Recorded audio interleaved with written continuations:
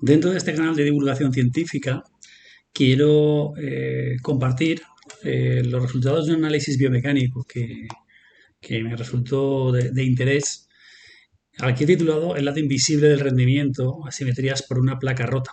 Se trata de qué es lo que sucede en un triatleta cuando en su zapatilla, concretamente unas ASICS Metaspeed, la placa de carbono se rompe, sigue compitiendo con ellas, no se da cuenta, pero con el paso del tiempo, el paso de las competiciones, lo que venía siendo un dolor, ¿no? Después de competir, asociado pues a la típica sobrecarga después de la competición, pues nos damos cuenta que esa sobrecarga y ese dolor está condicionado por la rotura de una placa de carbono.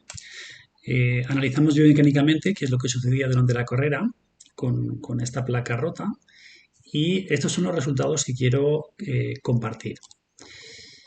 Básicamente, lo que hicimos fue un estudio biomecánico de la carrera, tratando de simular bueno, pues el ritmo de competición que, bueno, de una manera más o menos real, ese triatleta lleva en competición, distancia olímpica.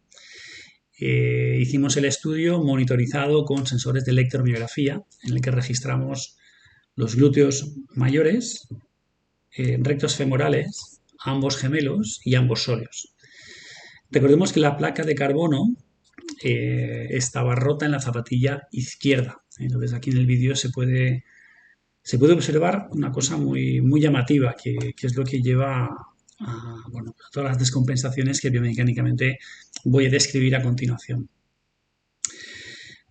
Fijaros la parte de la zapatilla, de la suela, donde se produce el giro de deformación de la suela, ¿no? Cuando en la placa rota, aquí lo he representado en esta línea roja, en la zapatilla izquierda y aquí en la zapatilla derecha, ¿no? La zona de flexión de la suela, cómo cambia. Entonces, claro, pensemos que este ángulo de giro, de flexión, que es el ángulo que deforma la placa de carbono, acumula energía y libera esa energía en la propulsión. Algo va a tener que ver cada vez que el triatleta realiza el contacto con el suelo y trata de propulsar su cuerpo hacia adelante. Un dato muy importante. Pensemos que cuando ejercemos fuerza contra el suelo, la fuerza con la que generamos, o la fuerza que generamos contra el suelo con nuestro pie, en función de la velocidad, puede llegar a ser 3-4 veces lo que pesa el triatleta. Esto quiere decir que, por ejemplo, si aquí está corriendo a ritmo de competición y este deportista pesa 60 kilos, la fuerza que hace cada vez que su pie contacta el suelo puede llegar a multiplicarse por 3 o por 4. Es decir, si pesa 60 kilos, cada vez que ese pie genera contacto contra el suelo, está movilizando del orden de los 180 a los 240 kilos de fuerza. Eso es lo que sucede debajo de la zapatilla, en cada una de las zancadas o de los contactos del pie en el suelo que se producen. Imaginemos en un 10.000, del orden de las 10.000, 12.000 veces se va a repetir este gesto, ¿no? 10.000, 12.000 veces se ha producido la deformidad de esa placa. Estoy contextualizando para introducir desde un punto de vista biomecánico lo que quiero transmitir. Visualmente, pues mirad, aquí esto es un registro de electromiografía, aquí hay los 8 músculos. Hay 4 músculos en la extremidad izquierda y 4 músculos en la extremidad derecha, los mismos. Glúteos mayores, rectos femorales, gemelos y sóleos. En una información visual muy genérica, claro, aquí tendríamos los dos rectos femorales. Observad cómo se comportan. Aquí la comparativa sería entre esos dos músculos, este es el izquierdo y ese es el derecho. Luego aquí viene glúteos, derecha e izquierda, luego viene gemelos y luego viene sóleos. Por lo tanto, visualmente, con un golpe de vista, viendo la MG, pues, posteriormente voy a explicarlo al detalle, pero básicamente lo que estamos buscando es los músculos se activan mucho poco. Visualmente es lo que estamos viendo. ¿Y durante cuánto tiempo se activa? Por tanto, este músculo, por ejemplo, lo que nos está diciendo es que este músculo está trabajando mucho tiempo durante la zancada. Bueno, otra curiosidad. Claro, nos damos cuenta de todo esto porque hacemos sencillamente este test de material, comprobamos la zapatilla, si está en buen estado o no. Porque visualmente cuando la vemos correr, visualmente no vemos que hay ninguna asimetría. Entonces parece que lo que no vemos no existe. Entonces la tecnología lo que nos ayuda es a poner números y a poner gráficas a aquello que no vemos, pero que realmente existe y que con el paso de los kilómetros puede llegar a producir algún problema. Dicho lo cual, centrando zapatilla izquierda, placa rota, zapatilla izquierda, ASICS Metaspeed, el ángulo de giro aquí más adelantado, muy cerquita de la línea de la cabeza de los metas, aquí termina la placa de carbono en condiciones normales, en la zapatilla derecha. Zapatilla izquierda, zapatilla derecha, no vemos nada que nos llame la atención, ¿no? Primer dato. La instrumentación. Lo que hemos utilizado es la electromiografía, como he explicado, que son lo que veis aquí los parches de color blanco, tapados con Ipafix para que se mantengan bien la piel. Van sincronizados. Aquí el corredor lleva un sensor IMU. Un sensor IMU, para que nos familiaricemos, es un sensor que combina la información de un acelerómetro, de un giroscopio que detecta los giros de esa articulación. Todas las variables que vamos a obtener se obtienen a partir de esa aceleración y de ese giroscopio, con lo cual en este tipo de tecnología es una tecnología muy sencilla, una tecnología portable, por ejemplo sensores como Stripe, Ron Stripe son sensores IMU. Lo único que la diferencia que hay entre ellos es los algoritmos que vienen equipados cada cual. Entonces, este sensor IMU va vinculado de una forma inalámbrica con los sensores de electromiografía, con lo cual podemos saber todo lo que ocurre a nivel del centro de masas, es decir, toda la información que voy a proyectar, aunque voy a dar datos de lo que ocurre en las piernas y lo que ocurre en los pies, realmente lo que está ocurriendo a nivel del centro de masas, que es el objeto, es el gestor del movimiento del cuerpo humano durante la carrera. Entonces, datos que tenemos, corriendo a una velocidad de 17,7 km por hora, velocidad real de este triatleta en distancia olímpica, una cadencia real en competición, 183 pasos por minuto. Primera simetría que encontramos, el tiempo de apoyo. Es decir, el tiempo de apoyo en la zapatilla izquierda es mayor que en la zapatilla derecha. Esto ya es un indicativo siendo un deportista que no tiene lesión y no siendo un deportista que esté justificada esa asimetría. Realmente lo que deberíamos encontrar es un valor, si no igual, una diferencia mínima. Pero observemos que la mayor diferencia está en que el tiempo de apoyo del pie izquierdo es mayor. Entonces, razonemos en todo momento que tenemos la placa de carbono rota en la zapatilla izquierda. Observemos también que en la fase de vuelo, es decir, si yo voy aquí a la zapatilla izquierda, ¿no? Aquí se produce el contacto, esto es el stance, la fase del apoyo. Bien, pues vamos a la fase de vuelo, la zapatilla izquierda en la fase de vuelo. Esa fase de vuelo, también observamos que en la zapatilla izquierda es menor que en la derecha. Esto probablemente, el que exista menor tiempo de vuelo en la izquierda respecto a la derecha, seguramente tenga que ver con la menor capacidad propulsiva que hipotéticamente podemos llegar a intuir que existe en la fase de apoyo del pie izquierdo. Porque no olvidemos que la placa de carbono, la función que va a tener es deformarse, acumular energía, efecto de resorte, efecto de muelle, para liberar esa energía. Por lo tanto, si esa placa de carbono está rota, obviamente ese resorte, ese muelle durante el vuelo, pues no va a ser lo eficiente que podría llegar a ser. Por lo tanto, ya detectamos una primera asimetría en unos parámetros básicos como es la fase de apoyo y de oscilación. Vamos a lo importante. Esto sería la diferencia que hay. Esto es una gráfica que representa la fase de apoyo solamente. Del 0 al 100% sería cuando el pie está en el suelo. En torno al 50% se produciría la fase media del apoyo. Es decir, en esa fase media es donde se produce la máxima fuerza vertical contra el suelo. Y eso lo cuantificamos con una estimación a partir de la aceleración con el sensor IMU que lleva a nivel del centro de masas. Entonces, fijaos lo que ocurre. Esta es la pierna derecha, zapatilla sin ningún problema. Aquí genera una fuerza contra el suelo de una manera uniforme, de menos fuerza, más fuerza, más fuerza. Llega más o menos a la fase media de apoyo, alcanza el pico máximo de fuerza y de ahí empieza a despegar y ahí ya despega el pie del suelo. Pero fijaros qué ocurre con la izquierda. Con la izquierda, la forma en la que genera fuerza contra el suelo es totalmente asimétrica, totalmente distinta a la fuerza vertical del pie derecho. No olvidemos que la gráfica izquierda representa la placa de carbono rota. Por lo tanto, es lógico pensar, y es muy didáctica esta gráfica, para entender primeros milisegundos de contacto del pie en el suelo, no hay ningún problema, pero llega un momento que cuando esta placa tiene que responder, esta placa no funciona, porque esta placa está rota. Por lo tanto, la capacidad de generar fuerza contra el suelo con la pierna izquierda, la placa rota, es menor. Por eso vemos que esta gráfica es menor. De modo que numéricamente, objetivamente, cuantificamos esa fuerza vertical contra el suelo. Y lo que medimos es el Peak Vertical GRF, el Ground Reaction Force, el pico vertical de fuerza vertical de reacción del suelo. Que en la pierna izquierda es de 2,73, como vemos aquí, y en la derecha de 3,05. Body weight es peso corporal, es decir, con la derecha está multiplicando por 3 la cantidad de fuerza, lo que pesa el sujeto lo multiplica por 3 cuando llega aquí. Y en la pierna izquierda multiplica por 2,73. Por lo tanto, encontramos una asimetría en la generación de fuerza. Por otro lado, la generación de esa fuerza se puede realizar a una velocidad determinada. Esa variable se llama tasa de carga o impact loading ratio. Es una variable que cuantifica la velocidad con la que se llega a ese pico máximo de fuerza vertical contra el suelo. Por ejemplo, en la derecha vemos que aquí hay un valor de 38,19 y en la izquierda de 32,79. Vemos que en la izquierda es menor. ¿Y esto por qué? Aquí se produce el contacto del pie en el suelo.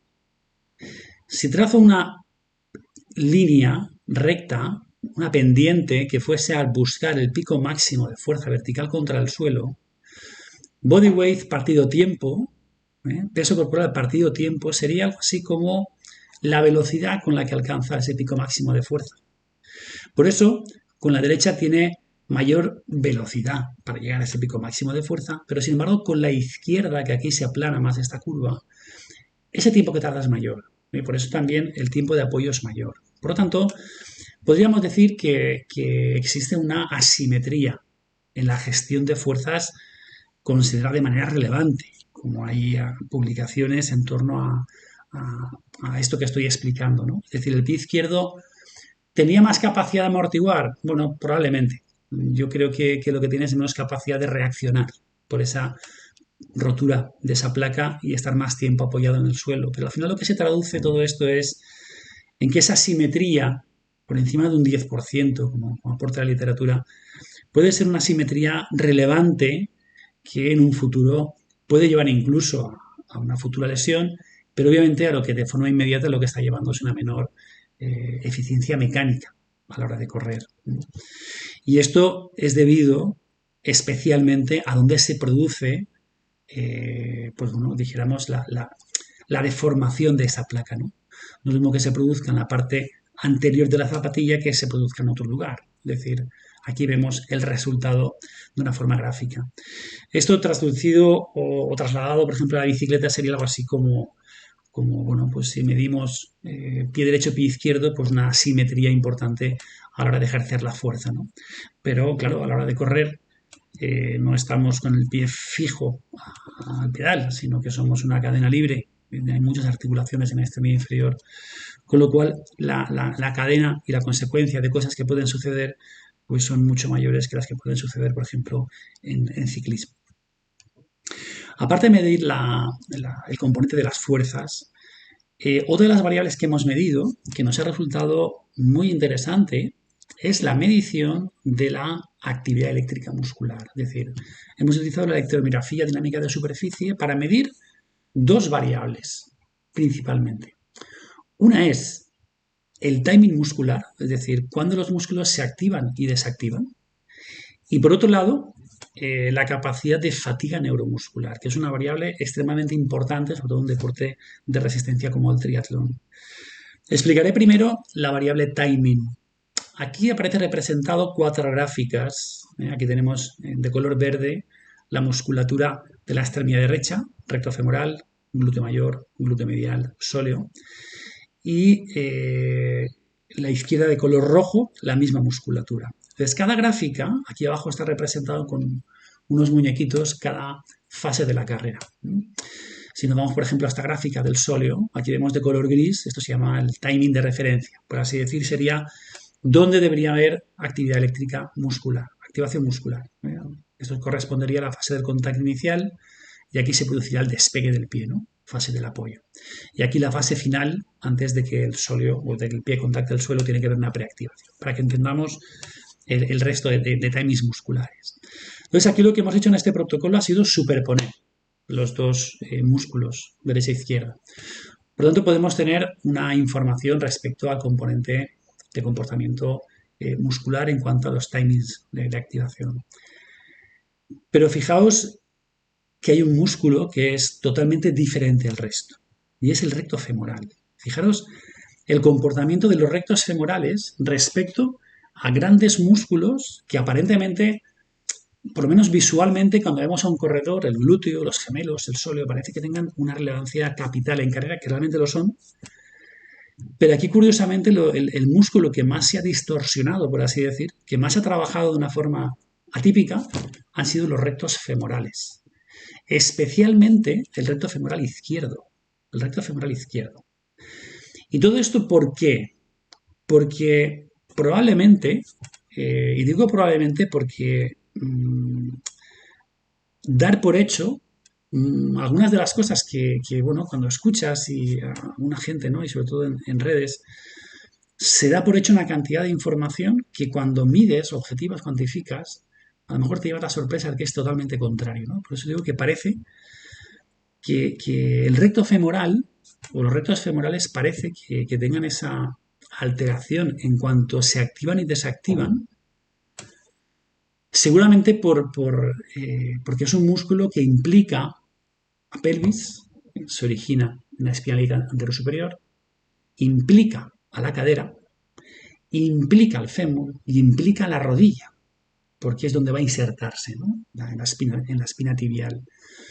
Claro, son un número de estructuras tan numerosas que el recto femoral, más que un músculo que interviene en generar fuerza, lo que es un facilitador, un posicionador de las extremidades inferiores para que otros músculos potentes puedan ejecutar y puedan desarrollar todo su potencial, ¿no? Y de hecho, es curioso que glúteo máximo, sóleo, gemelo, tengan un comportamiento muy simétrico, pero otros, por ejemplo, los rectos han tenido que trabajar de una forma totalmente asimétrica para que eso suceda, ¿no? Eso es la variabilidad del movimiento y esto es la belleza de la investigación y la curiosidad muchas veces de encontrar cosas que, bueno, pues parece que damos por hecho muchas cosas, pero realmente no debe ser así. Fijaros que el recto femoral izquierdo no debería activarse, y aquí está muy activado, en una fase en la que, si observamos aquí el muñequito, aquí abajo, esto es una fase en la que, si este es el izquierdo, la pierna izquierda, aquí el pie se ha despegado, el pie izquierdo, y está lanzando la pierna hacia adelante. Es decir, aquí el recto femoral lo que está haciendo es llevando la pierna izquierda hacia adelante. Y eso no debería hacerlo. Claro, ¿por qué el recto femoral se activa tanto en esa fase cuando no debería hacerlo? Volvemos otra vez a la fase del apoyo. Placa rota en zapatilla izquierda. Probablemente ese déficit de fuerza que hemos observado aquí lleve a una menor capacidad propulsiva en la fase de apoyo y requiera que el recto femoral en la fase inicial del vuelo requiera una hiperactivación muscular.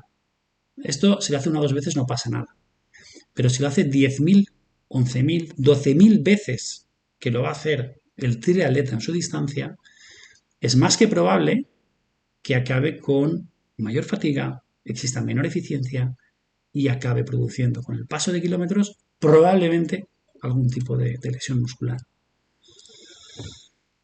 Estas otras gráficas es un análisis del comportamiento de la fatiga. Anteriormente era el comportamiento de cuando los músculos se activan y desactivan, en qué fase de la carrera. Y veíamos que curiosamente recto femoral, ambos actúan de una forma bastante distinta al resto, ¿no? Cuando los comparamos derecha e izquierda. Este análisis de la frecuencia y cuando hablamos de electromiografía, de actividad muscular, cuando hablamos de análisis de la frecuencia, del espectro de la frecuencia, lo que estamos analizando es la velocidad de contracción muscular, para que lo entendamos. Es decir, un músculo necesita una actividad de contracción muscular rápida para que genere potenciales de acción, para que haya activación de fibras musculares. Pero ¿qué ocurre? Que cuando existe fatiga muscular, esa frecuencia de activación, esos disparos de activación, se reducen, son menores. Entonces, analizando la frecuencia de la activación muscular, podemos saber cuándo un músculo está cansado y cuándo no. Y eso es lo que hemos hecho en este tratamiento de señal, en este protocolo. Aquí comparamos estos músculos, derecha e izquierda. Y los comparamos en base a su frecuencia de activación. ¿Qué es lo que nos hemos encontrado? Que concretamente el recto femoral izquierdo, que era el músculo que hemos visto que antes trabajaba en una fase que no le tocaba, tiene una frecuencia de activación significativamente menor que la de su homónimo, el derecho. Y otro músculo, que es el músculo diana, que el triatleta refería como zona de dolor cuando acababa la competición, era el músculo sóleo izquierdo. Lo que hemos visto en el sóleo izquierdo es que efectivamente también tiene una frecuencia de activación menor. Por lo tanto, existe evidencia menos clínica, de una forma objetiva, que puede justificar la sensación, la percepción que tiene el triatleta cuando acaba de competir. Yo realmente este análisis lo he llevado a cabo después de 3-4 competiciones del triatleta cuando ha hecho saber que tenía molestias en el sóleo gemelo y no es un deportista que se lesione.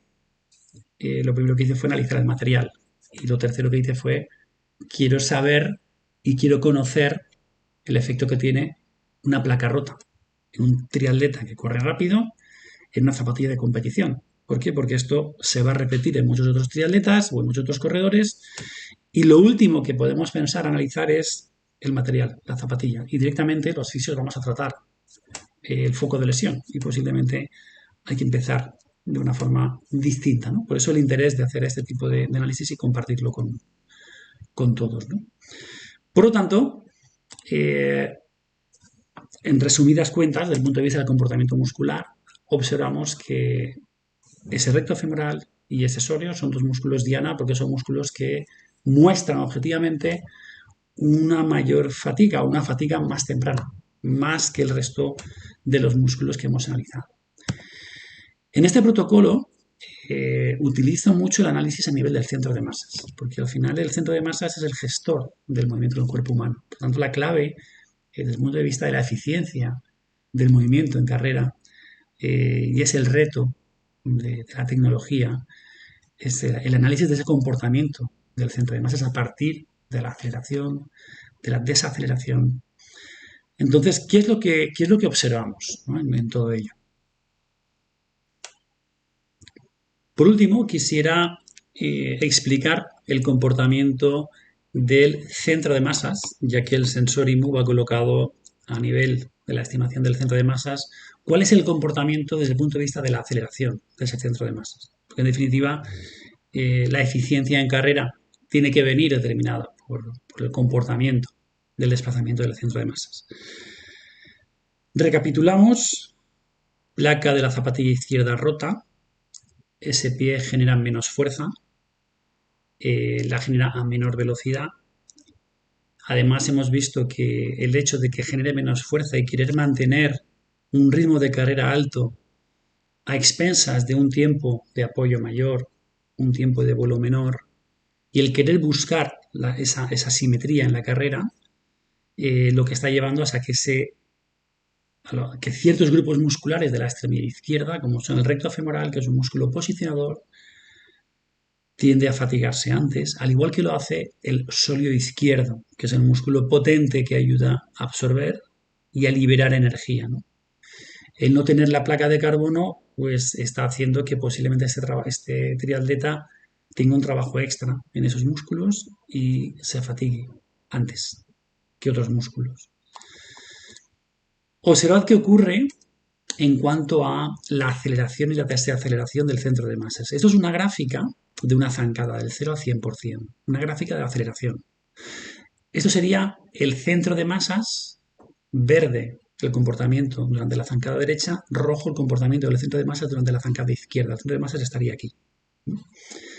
Aquí tendríamos una línea vertical que correspondería al momento en el que se produce en la fase del vuelo, en esta fase del vuelo, aquí no hay contacto, fase del vuelo, el momento en el que se produce el máximo pico de aceleración del centro de masas. Entonces lo que vemos es que la máxima aceleración total, es decir, medio lateral, posterior anterior, y la vertical, el conjunto de las tres, la máxima aceleración durante el vuelo, en la derecha, se produce en mayor magnitud que en la izquierda.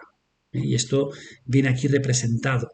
Por lo tanto, lo que encontramos es que existe una asimetría lo suficientemente importante desde el punto de vista del centro de masas que puede llevar a que este deportista, con el paso de los kilómetros, con los entrenamientos, con estas zapatillas, pues produzca ciertos desequilibrios que haga que no sea eficiente, que entre en fatiga muscular, ciertos grupos musculares, que entren en sobrecarga y posiblemente sea un mecanismo futuro de lesión.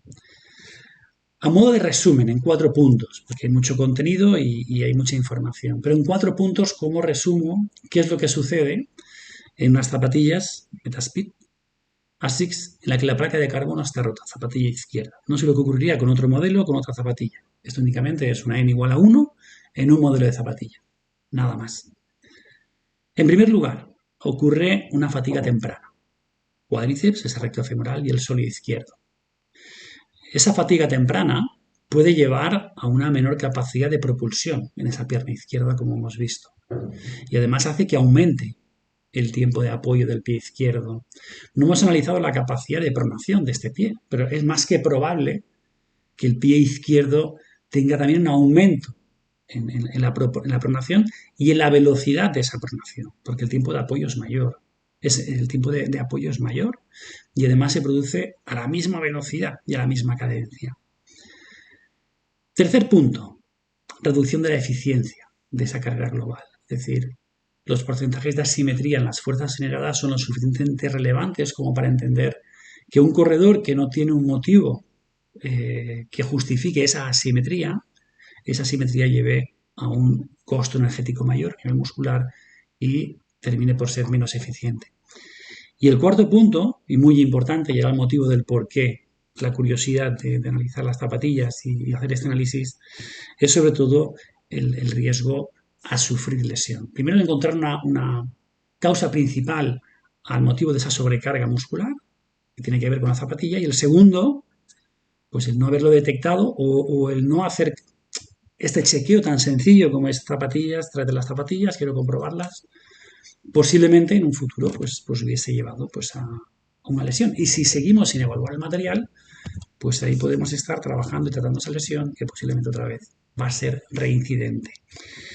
Bueno, con este vídeo lo único que quiero conseguir es compartir curiosidades que me encuentro en el ámbito del análisis del movimiento, compartirlo con otros compañeros de profesión, entrenadores, deportistas, pero sobre todo que sea una forma de chequear el material con el que entrenamos, con el que competimos, con el que trabajan nuestros deportistas y estar pendiente de pequeños detalles que son los que al final pues, nos hacen mantener durabilidad en el tiempo, en el entrenamiento y aquellos pues, que corren muy rápido y quieren conseguir sus objetivos, pues conseguirlos.